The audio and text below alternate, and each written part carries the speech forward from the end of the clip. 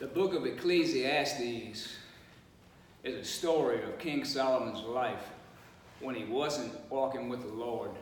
And I believe that it has a lot of lessons that we can learn from. Chapter 1, verse 2, Solomon says, everything is vanity of vanities. All is vanity. Vanity means meaningless or emptiness. You know, Ecclesiastes 2, verse 1 says, I thought in my heart, come now, I will test you with pleasure to find out what is good. But that also proved to be meaningless. You know, Solomon tried everything he could to find happiness. He tried it in his education, his work ethic. He tried it with women, material possessions, everything you could think of, and still he found no happiness. That's it. Yeah, it's like God puts in the heart of people a void, a certain void that only Jesus can fill. You know, people think, man, if I only had money, I'd be happy. Well, all you got to do is look at Hollywood. Look at these high-paid athletes. Got all the money you could ever want. They hooked on dope and committing suicide, depressed, not happy. In fact, Solomon himself was the richest man in the world. Money ain't the answer. None of these things are. You see, that void that we have, only the Creator can fill it. That's right. That's right. Yeah, he was the richest man. He was the ruler. And he had the most money. He had the most power. He had all these possessions. And still, he wasn't happy. But you know, the good thing is about Solomon, when you start reading it, you see, you got to remember, he wasn't walking with the Lord. And he was trying to get happiness through all these other things. But in the very end, if you keep reading, he comes around in the end. And he says, before he came around, he was so distraught that he said, I so hated life because of the work that is done under the sun was grievous to me. All of it is meaningless, a chasing after the wind.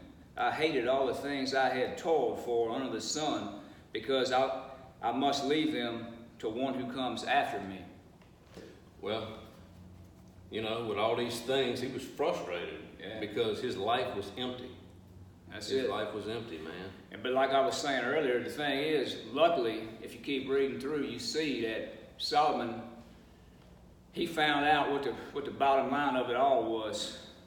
Exactly. And right here, Ecclesiastes chapter 12, verses 13 and 14, it says, Now all has been heard. Here is the conclusion of the matter. Fear God and keep his commandments, for this is the whole duty of man. For God will bring every deed into judgment, including every hidden thing, whether it is good or evil. You know, this world doesn't have the answers. Only Jesus, the one who died on that cross and paid our sin debt, has the answers. And if you believe in him, he will guide you through the good times and bad. And we're all going to go through good times, and we're going to go through valleys, but he's with us. No doubt. And it's comforting to know that you're not on your own, you know. No doubt. And that verse that you just read, the wise thing is to fear God. And that means to show reverence to God, to worship and obey him. And then the other part that you read said, keep his commandments, means that you meet God's conditions for salvation.